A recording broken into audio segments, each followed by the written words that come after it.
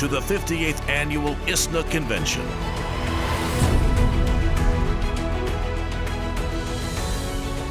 Reimagine and rebuild with renewed resolve.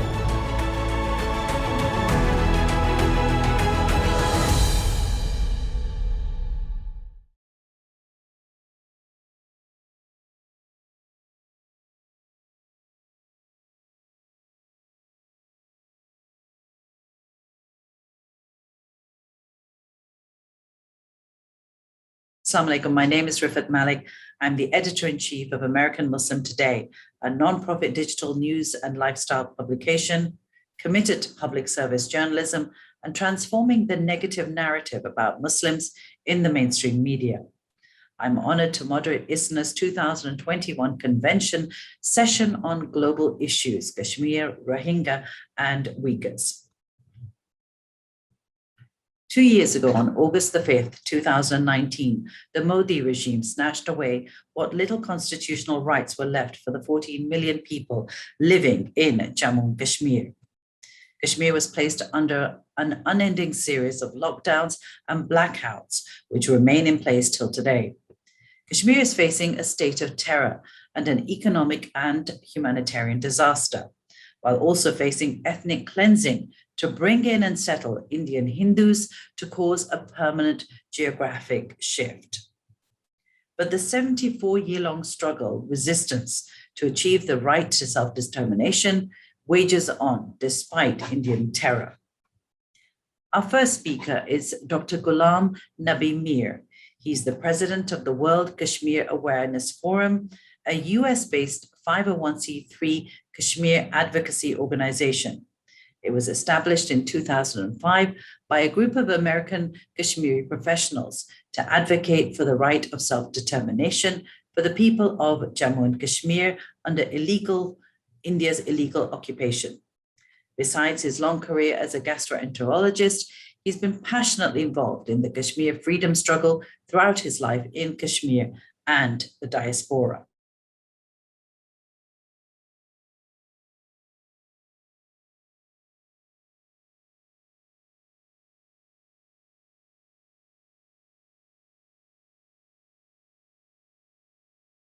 Assalamu alaikum.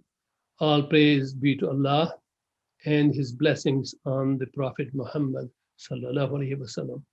Congratulations to ISNA on its 58th annual convention.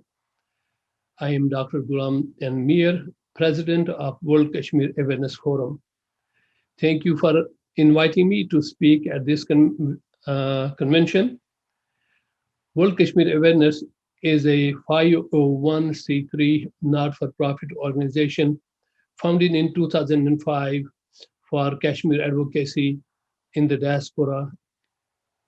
The topic of my speech is the current situation and status of the human rights in Kashmir. A 74-year-old occupation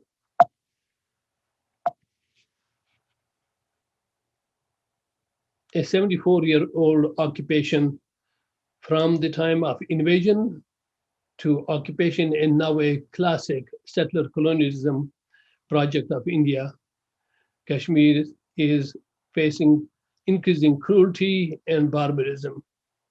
On August 5, 2019, when Modi government abrogated the laws of Kashmir and repealed the Kashmir Article 370, which was guaranteed by the Indian Parliament back in 1954 to take away the Kashmiri rights, political as well as civil.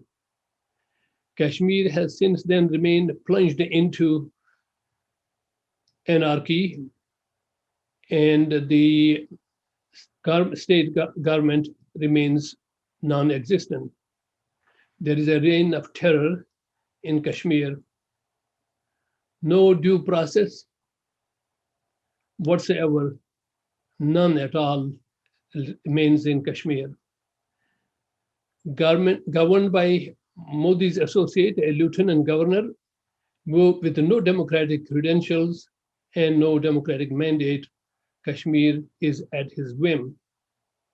Rules are made by Delhi-based shadowy bureaucratic federal Amit Shah and Modi clique. Those edicts passed through the Lieutenant Governor in Jammu are implemented by a multitude of federal security agencies, federal police force, and several branches of military and paramilitary forces, in addition to the local Kashmiri police, which is working for India. All local judiciary authority has been abolished. There is no due process worth the name. Judiciary is a sham in Kashmir. All judges have been removed from Kashmir, and some of them moved into Jammu. And many of those court systems are non-functional and of no use to the Kashmiri population. Economy in Kashmir remains shattered. The famous fruit industry, particularly the apple industry, the largest in the world, Kashmiri trade and commerce, and free travel for Kashmiris and non-Kashmiris alike remains paralyzed and controlled by the military. Non-Indian tourism is completely at a standstill, and Kashmir is losing billions of dollars of trade every month. The most densely populated place on earth, Kashmir, is being ruled by a military that is the densest on the surface of the earth. There is one military personnel per 8 civilians in Kashmir, which is almost inconceivable for people outside.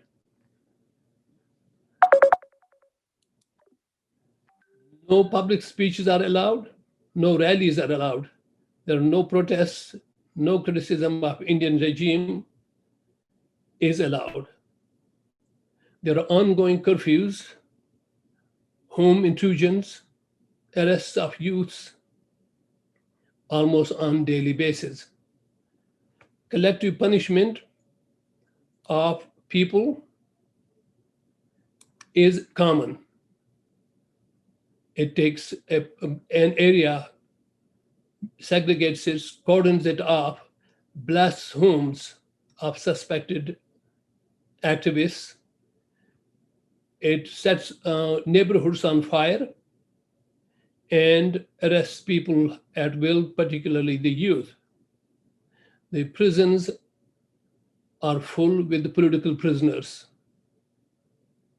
human rights activists, journalists, and freedom fighters within their own state by a force that is extraneous to Kashmir, including prominent women leaders like Asiya Andrabi. Whole life prisoners or entire life prisoners, some of them in prison for more than 24 years of their life. They are languishing in Indian prisons, which is akin to the former Soviet Union's gulags. Many of them never have access to their families because they are taken away from Kashmir and they are located in Indian prisons elsewhere, particularly the Tihar prison, which is the most notorious prison in India, which is located in Kashmir right next to the administration. The stress on the Kashmiri civilian population is aggravated. The anger is always, almost always on the surface because they see their icons, their leaders, their heroes being thrown into prisons and never seen again. Sayyid Ali Gilani, the most revered political leader of Kashmir, 93 years old, in ill health, has been in house arrest for about a decade. He's not allowed to go to the Friday prayers in any local or regional mosques. Shabir Shah, 68, a hero of Kashmir for decades, is in prison in India. His first imprisonment came at age 12 for hosting a rally. He has been in prison for a total of 31 years. He has a young daughter who has pleaded for him at least to get him back to Kashmir during the hot Indian weather and during COVID, but there is no recourse to any legal process for him. Muhammad Yasin Malik, a 54-year-old political leader of Jammu and Kashmir Liberation Front, has been in prison for over a decade. He is now in the Tihar jail and probably is waiting execution because his two predecessors were executed in Tihar jail many years ago, and Kashmiris fear that that may be the fate of Muhammad Yasin Malik. Asiya Andrabi is the older leader of the Kashmiri women's movement called Dukhtarani Millat. She has been in prison for 15 long years. Not only that, her husband, Mr. Foktu, has been in prison even longer, 23 years, never had committed any political crime or any other moral crime. He's just there because he speaks for the Kashmiris' right to self-determination. Kashmir, my brothers and sisters, is a vast open prison and so designated by the European Union in 1990s. Since then, it has only gotten worse. What is happening now is that the lands are being confiscated or expropriated. Population is being demographically altered by enforced demographic change. What that means is that they are giving citizenship or permanent residency to Indian Hindus and bring them in large numbers. And if they succeed, they can overpopulate Kashmir, and Kashmir will lose its rights, the political rights for which they have been struggling. The employees are fired by the lieutenant governor, and ordinary employees such as a school teacher, a tehsildar who is a revenue officer, and professors in different colleges are being fired by the orders of the lieutenant governor, who sits in the southern capital of Kashmir, which is the winter capital called Jammu. He can order any employee to be fired on the charges that they are thinking anti-India. They are encouraging students to think of freedom from Indian occupation, and they are undesired, and therefore there is no legal course. Once the lieutenant governor takes the action, there's no turning back. There's no legal course. You cannot go to a court in Kashmir or India against his orders. Top-level Kashmiri bureaucrats are given jobs in Kashmir. Way back when we were there, up until 1980s, all top-level administrative offices were held by Kashmiri intellectuals and Kashmiri bureaucrats. Now nearly 90 to 95% of them have been removed, and instead they have imported administrators and top bureaucrats to fill all positions in the Department of Police, Revenue Department, including the Department of Education. There is another sinister activity going on in Kashmir right now. and that's called the delimitation. That was part of the August 5th, 2019 edict, according to which the Article 370 was abrogated. Delimitation means gerrymandering of the states of Jammu and Kashmir, so that they can bring more people that have gotten permission to come from India, and they'll put them in the states, in the provinces where they would like to have Hindu population dominate. So in future, if there was to be staged an election, they would be able to sweep the elections, and most of the elected members of the Legislative Assembly would be supportive of Hindutva government of Modi. So delimitation is one of the current and present dangers to the existence of Kashmir's Muslim majority. Kashmiris are facing a dismal future. We are in an existential crisis. There is no support from the world community at this time. The United Nations Secretary General has repeatedly said that Kashmir issue is not an internal issue of India. Kashmir is an internationally recognized dispute between the people of Kashmir, India, and Pakistan.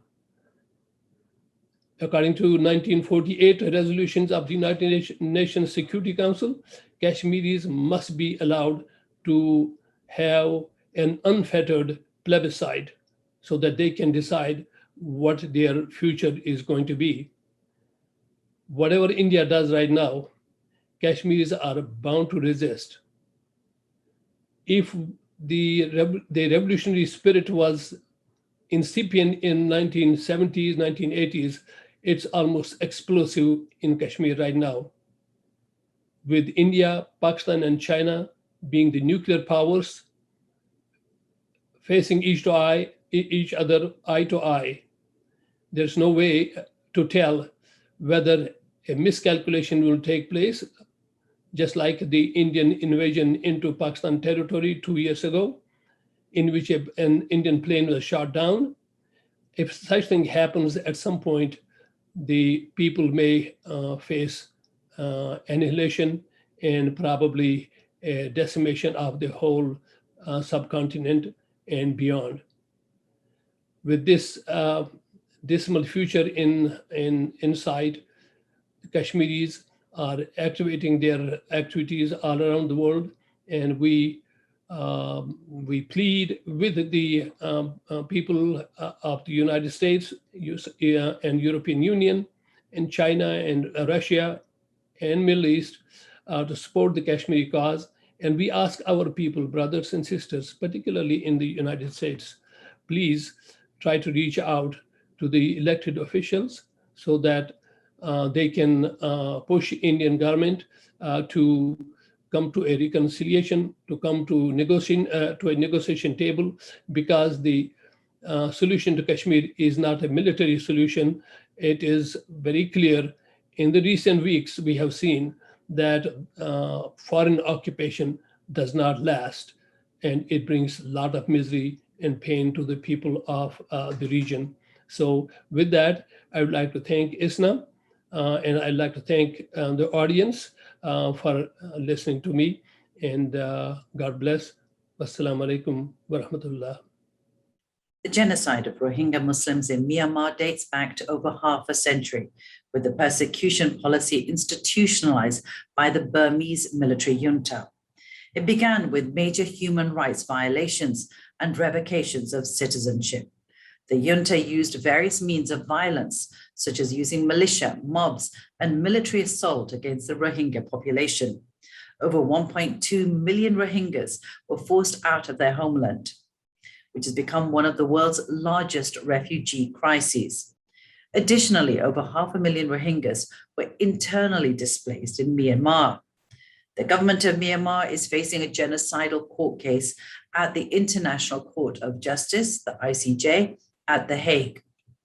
The government of Myanmar was ordered by the ICJ to provide protection of Rohingya in its first ruling on the implementation of provisional measures. Now I welcome our next speaker, Dr. Waqar Uddin.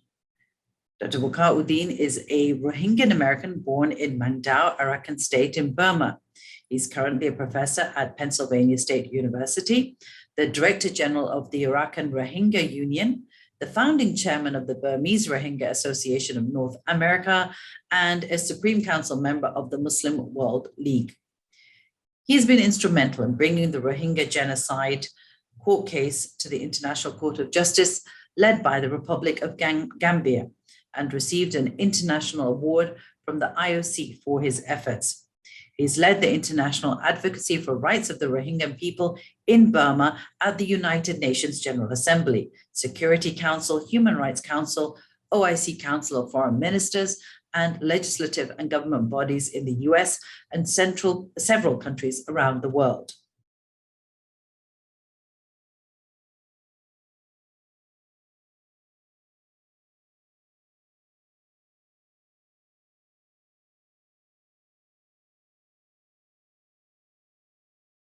Assalamu alaikum wa rahmatullahi wa barakatuh.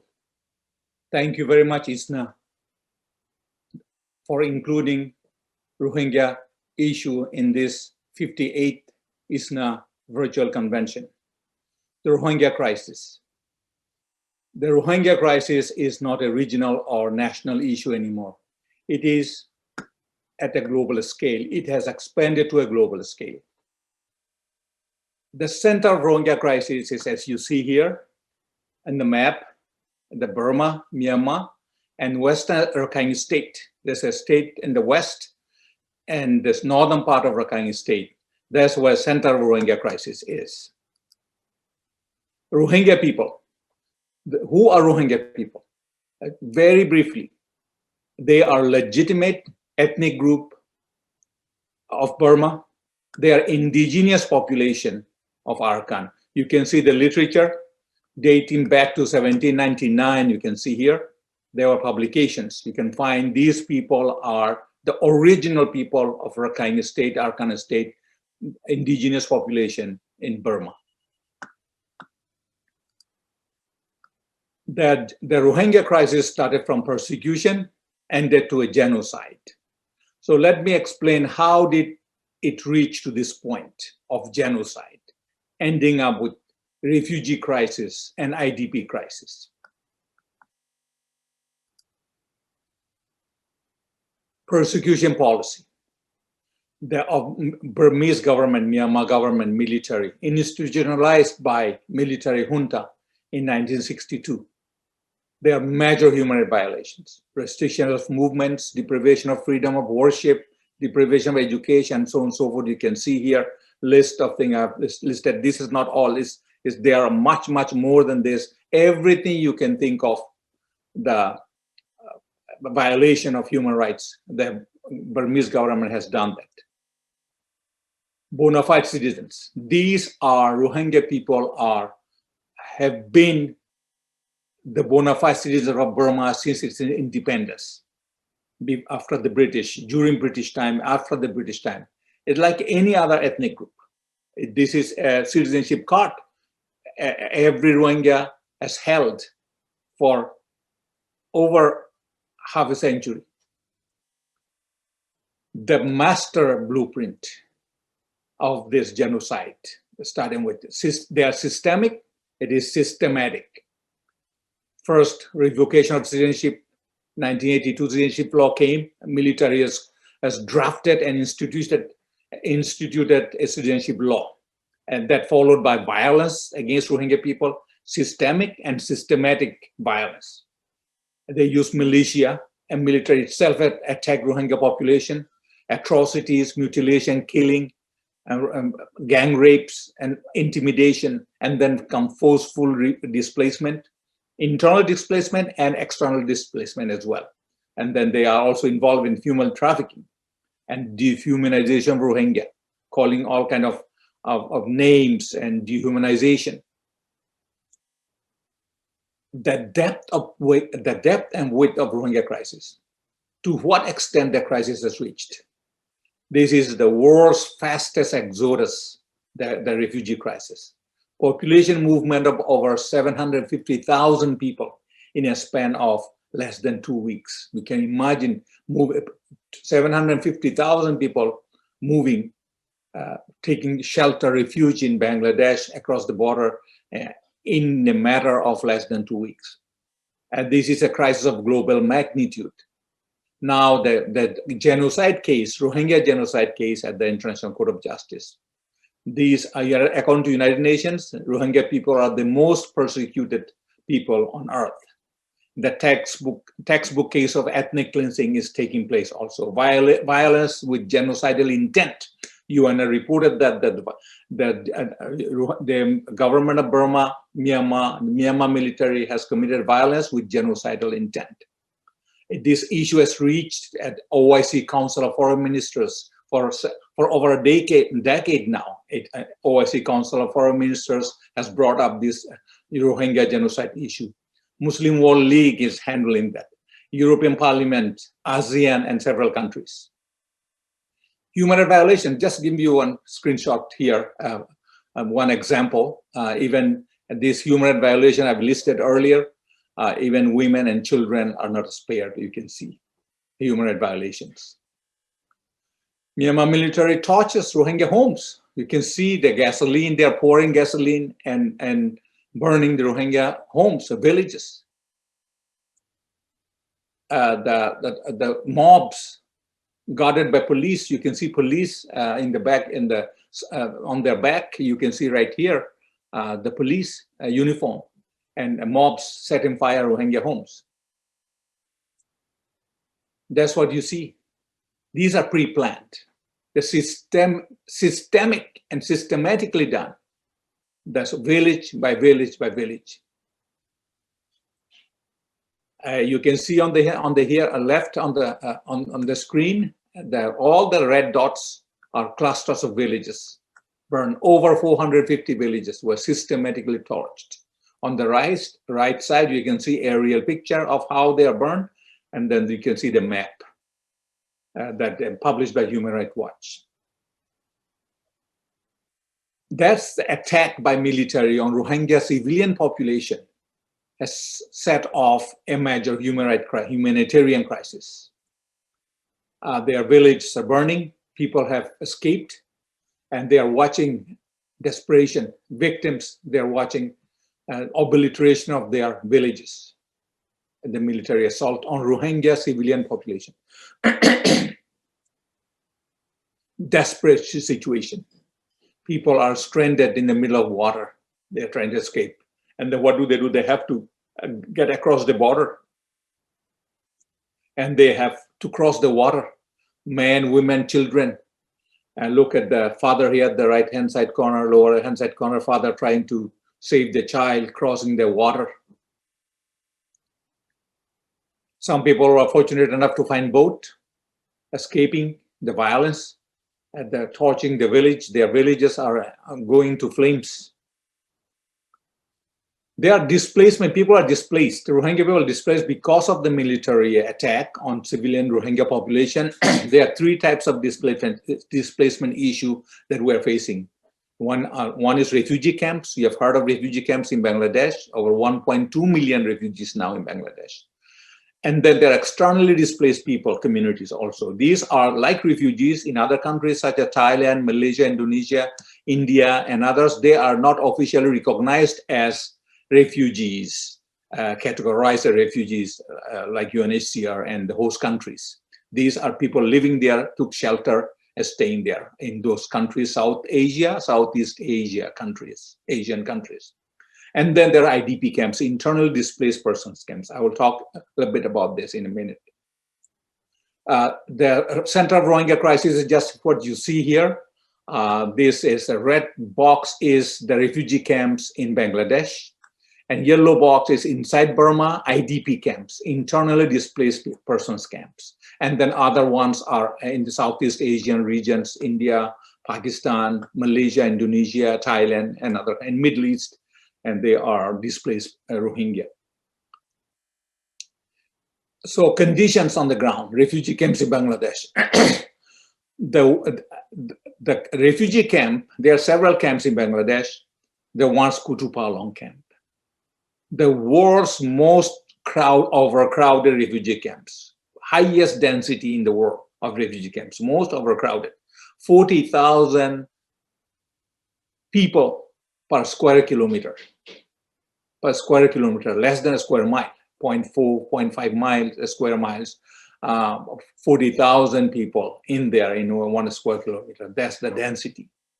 There's major sanitation issues because of the overcrowdedness, drinking water problem, a scarcity of water during summer period when hot summer, and they are facing a lot of issues, humanitarian issues there. And you can see a real picture, a real photo of the refugee camps, how dense it is, how overcrowded it is. And people, it's a COVID situation right now. You can imagine what can happen to these refugee camps, overcrowdedness. Anybody get COVID, get ill with COVID, how it can be transmitted. A water crisis during the summer, and they have to use buckets, line up for water because of summertime. And then they have to dig up their own wells, and you can see how clean the water can be, the cloudy water you can see there. And food crisis, there are shortages of food. International community and Bangladesh government is doing their best, but still feeding 1.2 million people is a monumental task. Malnutrition for children, food crisis. Now let's go to internal displaced person camps. These are camps inside Burma, where you are seeing the yellow box here in Sittwe, in Arakan state, Arakan, that IDP camps. There are 11 IDP camps in Sittwe area, and these refugees, the displaced individuals, families came from different townships, 11 camps. And their condition is not better. You can see how they are crowded. The sprawling IDP camps in Rakhine State, very high density again. And look at the sanitation, squalid IDP camps. Look at the mud inside the floor of the tents.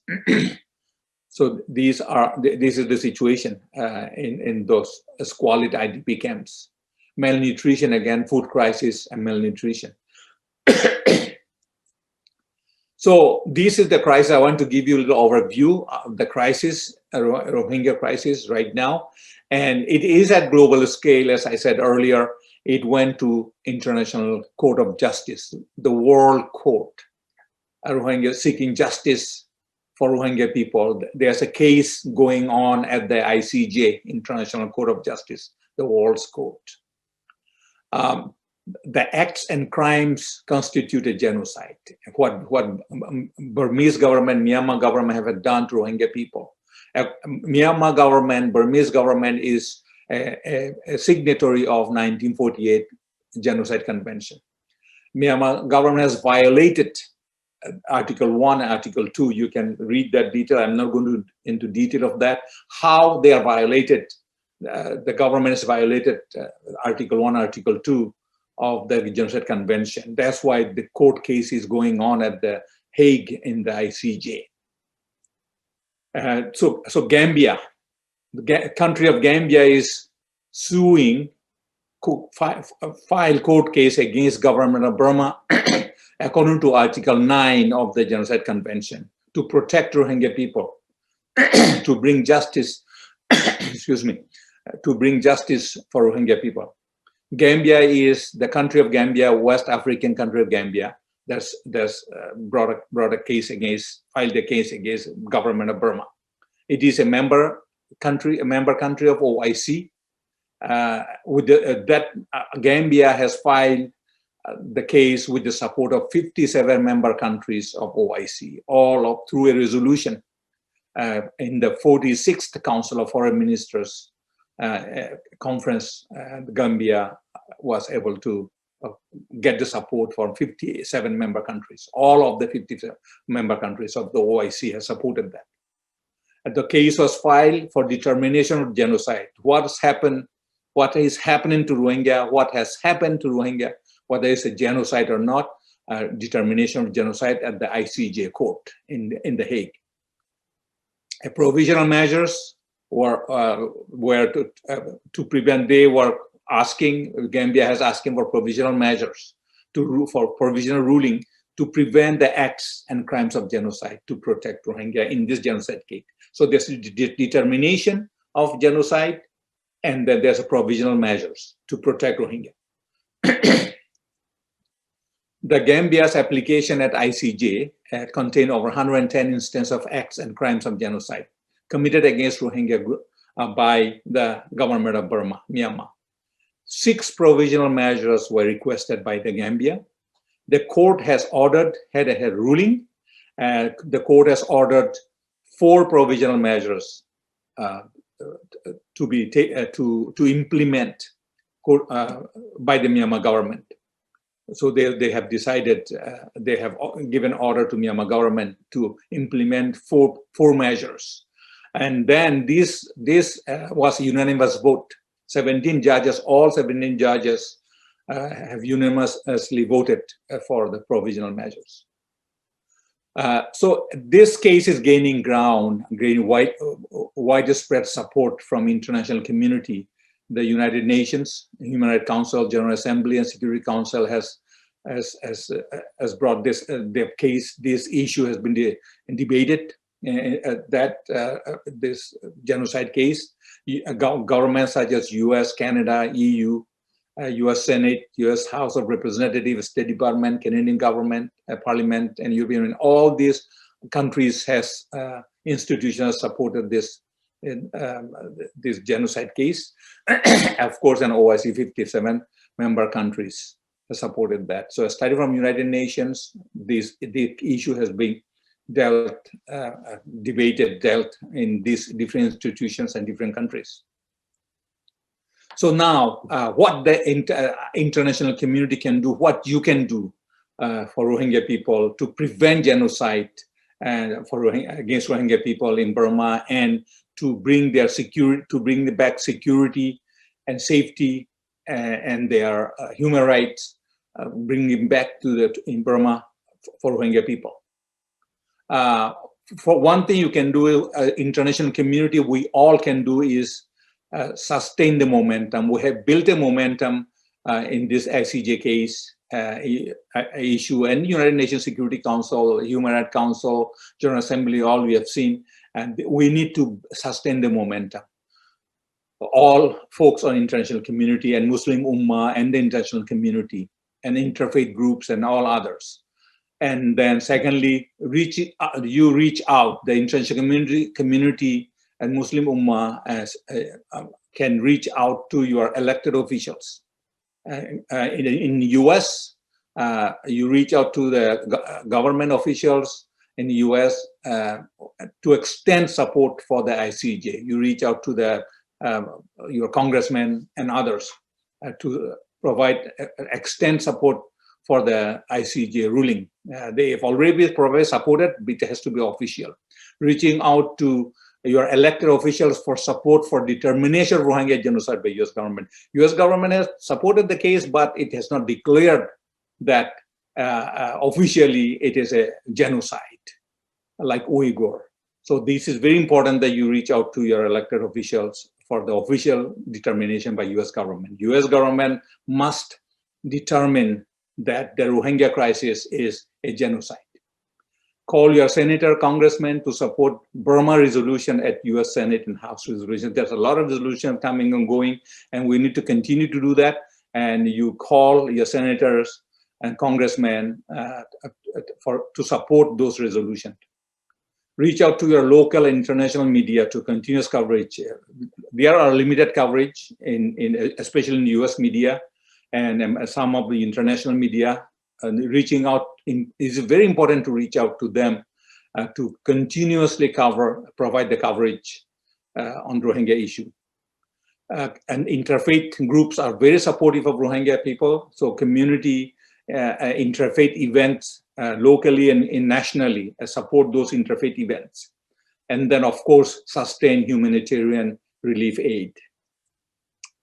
So this is all what you can do, international community, Muslim Ummah, to protect Rohingya from genocide and to bring back their rights, to reinstate their citizenship and give them back all their basic rights. Thank you very much. Freedom of the Uyghur people is as old a struggle as that of Palestine and Kashmir. Uyghurs have been forced into some of the largest concentration camps that we have seen since the Nazis. However, the Muslim world has started seeing the Uyghur struggle more in the context of geopolitical conflict between the United States and China. They therefore either ignore their struggle or reject it as fake news. This eyewitness account will make a pointed effort to liberate this human rights crisis from the geopolitical context. The final speakers for today's session. Sister Sawi Hussain is the Save Uyghur campaign team lead for Justice for All. An educator and a Uyghur activist, Sawi is also a renowned writer, translator, and poetess. She was born and raised in East Turkestan and graduated from Xinjiang University in 2000. Sawi holds a master's in education from Fried-Hartmann University, and her thesis was on preserving the Uyghur language in the Uyghur diaspora. She's been contributing to raising awareness about the Uyghur genocide since her family members were arbitrarily taken to concentration camps and prisons by the Chinese government. Imam Abdul Malik Mujahid is president of Sound Vision and the founder of Justice for All. He leads efforts to stop the genocide in Burma and end the concentration camps of Uyghur Muslims. As the national coordinator of the Bosnia Task Force, he successfully led efforts in a coalition with the National Organization for Women to declare rape as a war crime in international law. He is chair emeritus of the Parliament of the World's Religions. Imam Mujahid was selected 8 times as one of the 500 most influential Muslims in the world by a Georgetown University project.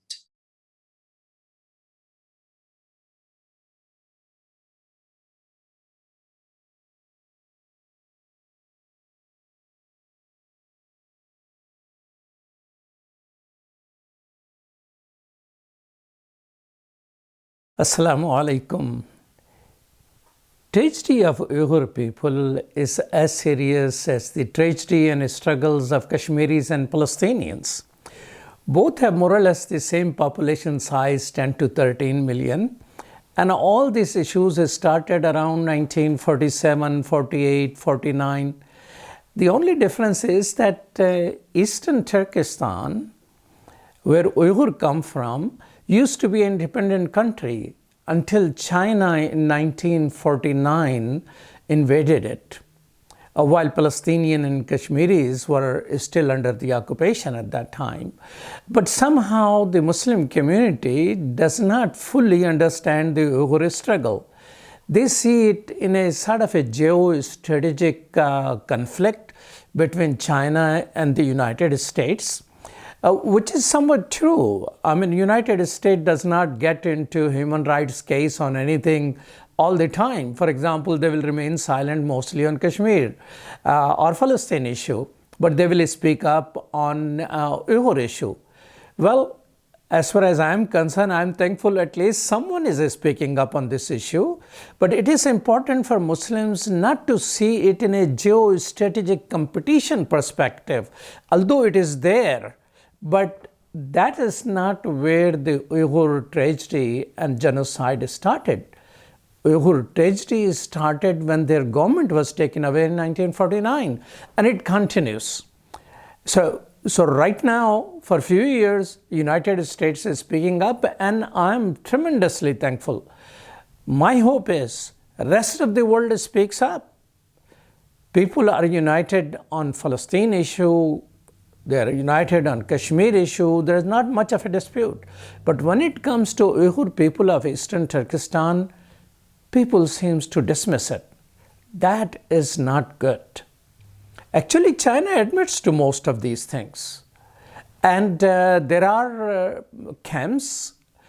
I call them the concentration camps. They are the largest concentration camps since the Nazis, except Chinese admit it. They call it education camp or re-education camp. Assalamu alaikum. Right now, there are still millions of Uyghurs and other Turkic people of East Turkestan languishing in Chinese concentration camps and prisons, where they are subject to torture, forced assimilation, and execution.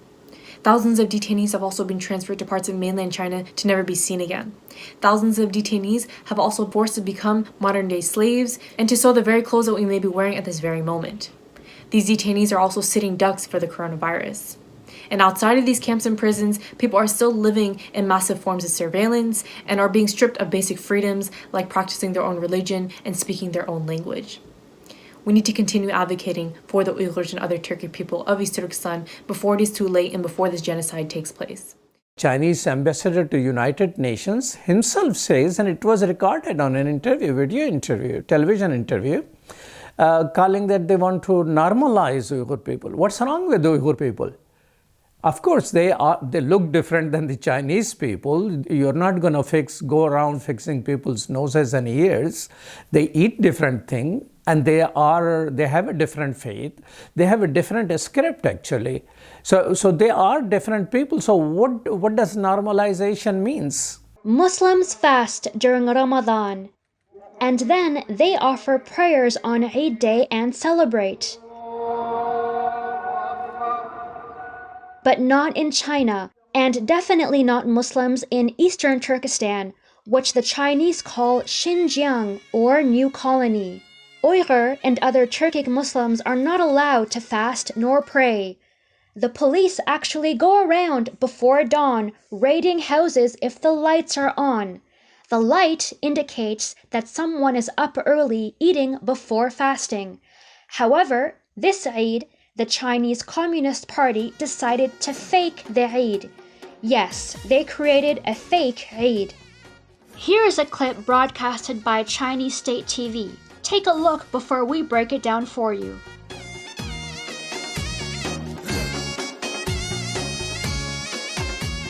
The first thing to note is that this Chinese TV did not show any Eid prayers, because prayers are not allowed. That is consistent with the Communist China's policies. Second, notice the musicians, which are placed at the top of the mosque. As a matter of fact, it is against the Muslim culture to have musicians at the top of a mosque. It is also against the concept of respect among Turkic Muslims, but the Chinese producer probably has not studied Islam deep enough. Here is an earlier video of the mosque. In this 6-year-old clip, you can see a welcoming plaque with a statement of faith in Islam.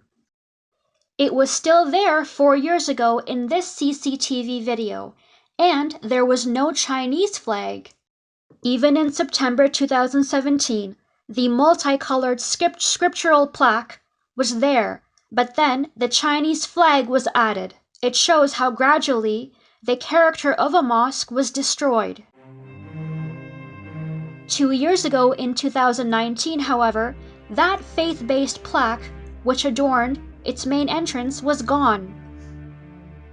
A Chinese flag is also installed at the top of the mosque. There is hardly any mosque in any Muslim nation which installs a national flag at the top of the mosque. This is simply not done. But in China, those mosques which still exist are forced to install a flag.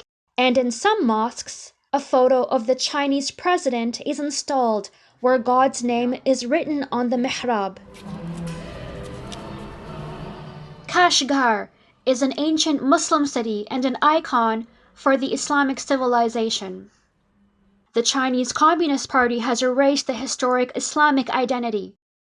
This Eid-Gah mosque was in the center of a bustling heart of the Kashgar. The Chinese demolished houses to create this plaza for tourists. The BBC estimates that 16,000 mosques are demolished in East Turkestan. Thanks to tourists, This mosque still survives. A former imam of this mosque was arrested in 2017 and sentenced to 15 years in prison. The current imam at the mosque, however, denies religious oppression by the ruling Communist Party. The mosque structure dates back to 996 AD. It has a capacity for 20,000 people to pray, but Muslims are no longer allowed to pray here. Here is Aiden Anwar from US-based Save Uyghur campaign.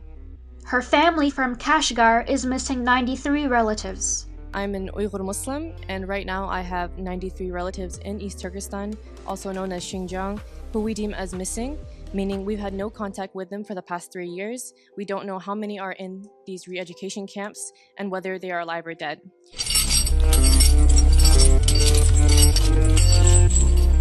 Kashgar is almost empty nowadays. Most of its people are in the largest concentration camp since the Nazis.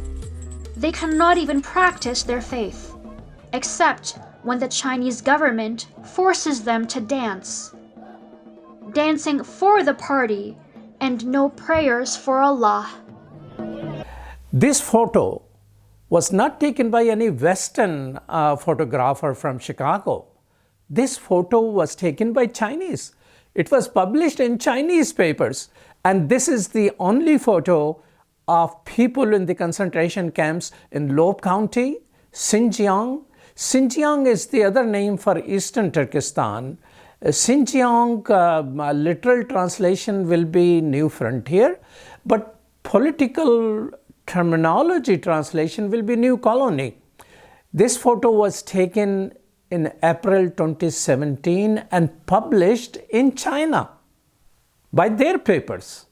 It is not taken by anybody else. Chinese officials have officially acknowledged in their papers, in their documents, that the birth rate of Uyghur people in Xinjiang has dropped almost 1/3 in 2018 as compared to previous year. What is going on here? This is what Chinese admit. You see, I'm talking about what they agree this is happening. How come? Rest of the China, despite two-child policy, which is little relaxed now, it used to be one-child policy, their rate is still growing. But Uyghur people in Xinjiang or Eastern Turkestan, their birth rate has dropped to 33% in 1 year. What is going on here? Whole lot is going on there, unfortunately, which will require a whole lot of time to talk about. Brothers and sisters, I'd like you to know one thing. I'm not anti-China. Actually, I appreciate that China is one country who brought 1 billion people outside the poverty. It is amazing. And those poor people must be very thankful for. Whole lot of world has not been able to do.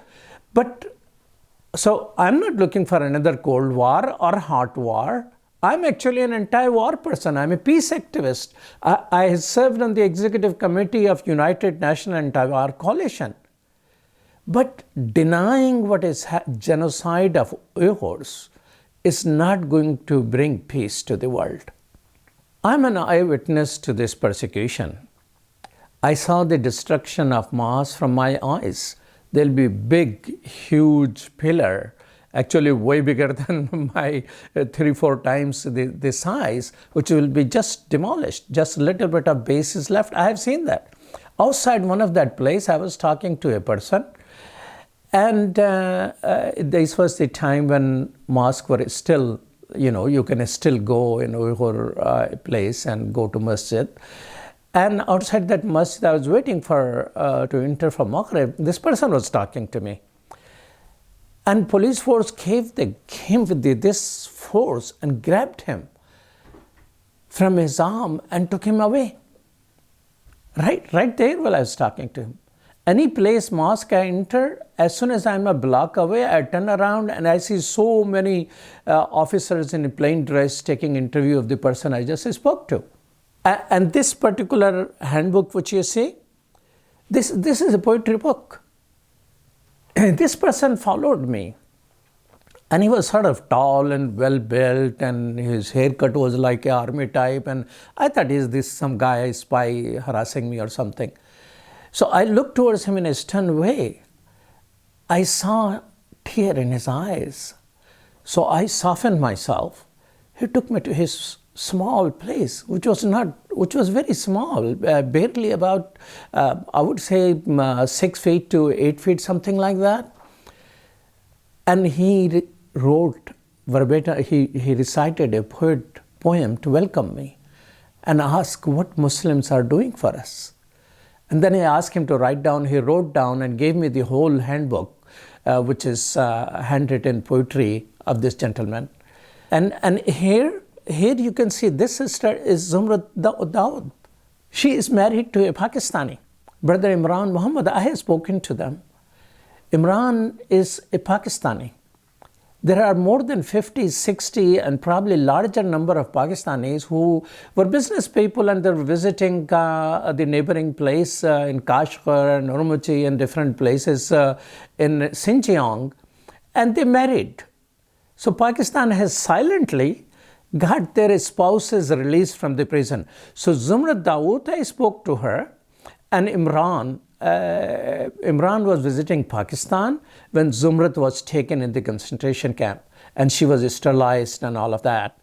And Imran was a brave person. He created a big fuss. He went to Beijing and started making a fuss, and Pakistani embassy finally helped him to get him released. So these are real people. They're here. You can talk to them. Brothers and sisters, it's not fiction. It's reality. And this brother, Umar Kanat, he's amazing. His father was a physician. In 1949, when he got married, and they just arrested him.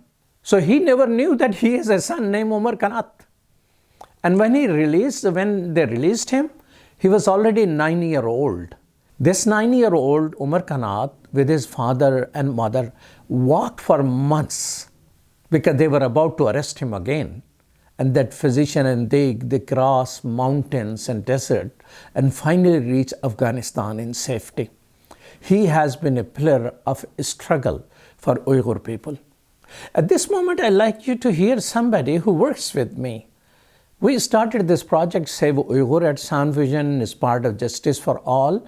And Sister Sarvi Hussain, she is from Kashgar, the historic cultural place for Muslim, which is in the Iqbal's poetry and many other places. She leads the Save Uyghur project. Let's hear from her what is happening to sisters there. So, Sister Sarvi Hussain, Assalamu alaikum. Assalamu alaikum, dear brothers and sisters. I'm honored to take today's opportunity to talk about how Uyghur women are suffering inside the occupied East Turkestan. Chinese government has never stopped its oppression and persecution of Uyghurs and other ethnic Turkic-speaking nations since its occupation in 1949. Chinese government renamed the region as Xinjiang, essentially meaning new colony. They utilize our rich natural resources for their economic development while keeping the East Turkestan underdeveloped. They deprived Uyghurs of their basic human rights and cracked down on every peaceful protest and turned them into bloodshed. As a child, I grew up hearing my mother's sad stories about how she suffered in labor camp when my dad was imprisoned by the Chinese government. My beloved father was called the Stinky Number 9, like many other Uyghur scholars, inside the Chinese prisons during the Cultural Revolution. My mother told me over and over again how Chinese Red Guards came in and burned the Qurans and the Uyghur classic literature manuscripts, which were cherished by my father dearly. They burned the Qurans right in our courtyard. When I heard these stories, I did not know that labor camps would come back, as titled as re-education centers, and my relatives would become the victims of Chinese government once again, as it is happening right now. As you might have known, the situation of East Turkestan worsened even more starting from 2016. Massive network of concentration camps were built in various locations of East Turkestan. under the name of re-education centers for Uyghur people. Inside these camps, every Uyghur detainee is subjected to torture, abuse, interrogation, political indoctrination, organ harvesting, forced labor, forced sterilization, and forced disappearances. In the midst of such crisis, Uyghur women became China's biggest victims. Inside the Nazi-style concentration camps, they are subjected to sexual abuse by Chinese policemen. Chinese are known to compete for working for camps where Uyghur young women are the majority, according to the testimony of camp survivors. Starvation and arbitrary interrogation are daily phenomena in these camps.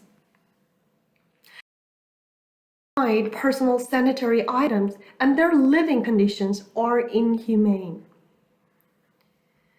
Uyghur women have become slave labor forces for Chinese government to make profit. Uyghur young women have been forcibly migrated to work in forced labor factories in East Turkestan and interland cities all across China under the name of employment and elimination of poverty. In these facilities, they are forced to work for extended hours. After work hours, they are mandated to attend political indoctrination classes, praise Xi Jinping, and sing rap songs to thank the Communist Party. They are not allowed to leave the dormitories and are guarded by the armed police 24 hours a day. Uyghur women are heartbroken mothers. Their children are stripped away from their arms and placed in state-run orphanages to raise them as Chinese. In these orphanages, children are not allowed to use their mother language, Uyghur language. Furthermore, these facilities are known to be crowded and the children are underfed and undercared. Uyghur women are forcibly deprived of their birthright. Uyghur women between the age of 14 to 50 years old have to undergo mandated birth control procedures, such as tubal ligation and IUD, in designated hospitals and community clinics. Such facilities are usually known to have poorly trained medical staff and poor sanitation, which put Uyghur women at high risk of contracting diseases or developing unsafe conditions after the procedures. Uyghur women cannot choose what to wear and how to wear their clothes. Hijabs and headscarves were forbidden by the government a long time ago. Now they were not even allowed to wear long skirts. Under the so-called twin relative policy of Chinese government, Uyghur women are forced to live as Chinese men under the same roof.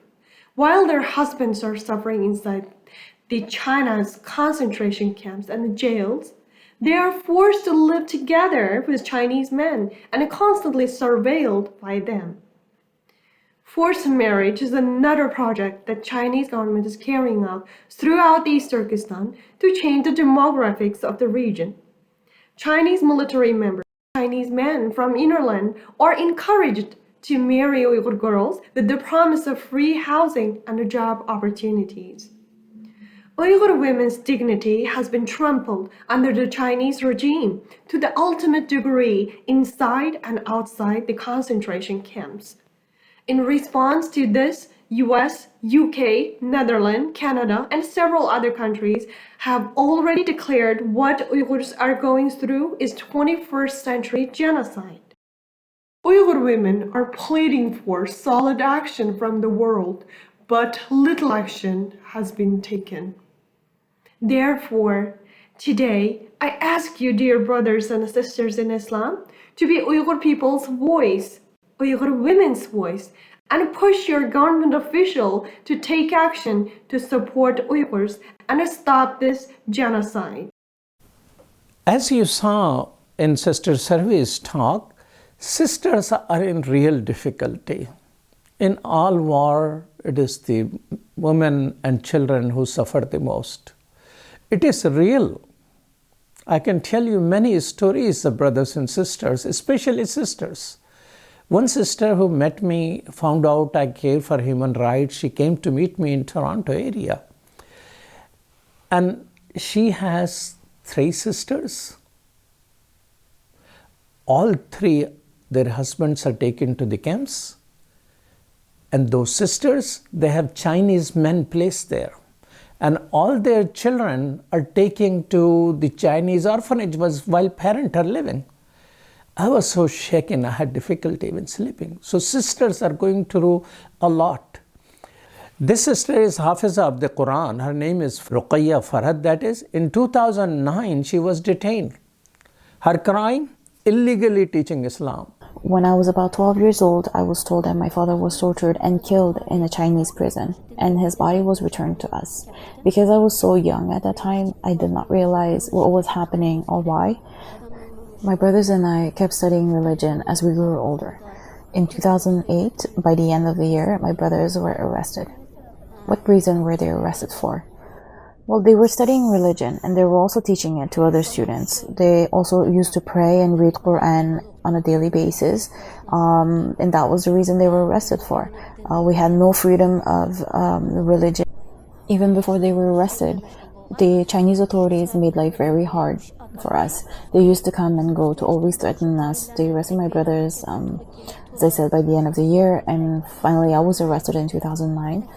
The crime they were accused of was that they were teaching religion illegally and practicing religion illegally. The authorities wouldn't let us see my brothers after the arrest. We went to the prison multiple times to beg them to at least see them, but however, that was not possible. When I was arrested in 2009, I was arrested with other 16 students. We were tortured many times, and among us there were young boys and girls. Were you studying with them together? Yes, I was studying with them. Chinese authorities arrested us at nighttime and locked us in a cold room. There was nothing in that room, just cold concrete floor, and they started interrogating us after 2 days. I was very young at that time. I was only 16. One thing that I remember from my father, he was always telling us that the Chinese authorities are very cruel and we should not tell them anything or give them any information, because once they get what they want, they will still turn around and do what they intended to do. Therefore, we should not surrender ourselves to them. With these in mind, I did not answer them. Even if they were asking my name, I would express my unwillingness to surrender. There were so many questions, like whom did you hang out with? Whom did you see? Whom did you get acquainted with? Who came to visit your brothers? For those who were willing to cooperate, though, they had a softer policy. However, for those who refused to tell them anything or give them any information, we were categorized as defiant, and we were required to memorize a questionnaire which had 56 questions in it. The first question was, does God exist? We all believed in God, and I never said that God did not exist. The torture got more and more severe as we did not surrender. They had a torturing room equipped with electric shock torturing equipment. People, especially, let's say an ordinary, we cannot imagine that they would have these type of torturing methods, because like they wouldn't have seen it or heard of it, and even if they hear it, it might just sound like a story because they don't see it, right? If you don't see it, you don't believe it. You see, in communism, Islam has been kept alive by illegal teaching. What is illegal teaching? You just go home by home and you teach Quran to people. She is a Hafiza, her father was a Hafiz, her 3 brothers were Hafiz. She's the only survivor. They killed her father, Hafiz, they killed her brother, Hafiz, and 2 her Hafiz brothers, they shot them through firing squad while they forced Sister Farhad to watch them. And that sister was raped to the level that twice she became pregnant, and then they forced abortion on her. There's a terrible tragedy going on. It has been there for a while, before America and China became friends, and before they started competing with each other. It is going on for a while. You go around in Hajj, you see different shopkeepers, they look little different and eyes are the different size. They're Turkestani, they are called. They're Uyghur people. I was meeting in a conference and I realized this person could be Uyghur only to find out he's a Saudi. But he's Uyghur person who has been there for almost family has been there for 50, 60 years. My neighbor Haji Turkestani, he came in the 40s. Of course, I was not even born because the persecution started. My class fellow, when I was going to madrasa, was Awuz Bilal. He was Uyghur, a Turkestani. So this thing is going on for a while between these people. And communists, the reason it is going on is that whole Turkestan was divided by the Soviet Union and the China. China occupied the eastern Turkestan. When Soviet Union went down, the countries became free. So now you hear Kazakhstan, Uzbekistan, Kyrgyzstan, Turkmenistan, Tajikistan, all they were part of the Soviet Union. They now became free. Eastern Turkestan is still suffering through genocide. They have a crime. The crime is asking for freedom. They were free in 1949, but then they were occupied. Is it too much, brothers and sisters, for you to understand that it is not a fake news created by America? It is going on for a while. Chinese have done that for a while, and Chinese continue to do that. I know Kashmir struggle is old struggle, but they are still struggling. Palestine, just yesterday I saw how many people were arrested and 2 were shot, 1 died and one survived. Should we just abandon them because America is not speaking? Or we should abandon Uyghur people because America is speaking? I wish America could be equally concerned about human rights in the world. But you and I are not the government. We are first-class citizens in America, and we are first-class Muslim. We must stand up for peace, justice, fairness, and equity at home and abroad. Speaking truth is the best thing we can do to get into Jannah, inshallah. And if Allah wills, these people will be free in our lifetime. Thank you. Assalamu alaikum.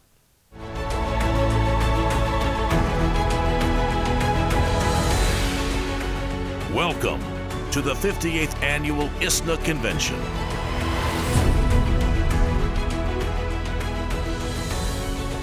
Reimagine and rebuild with renewed resolve.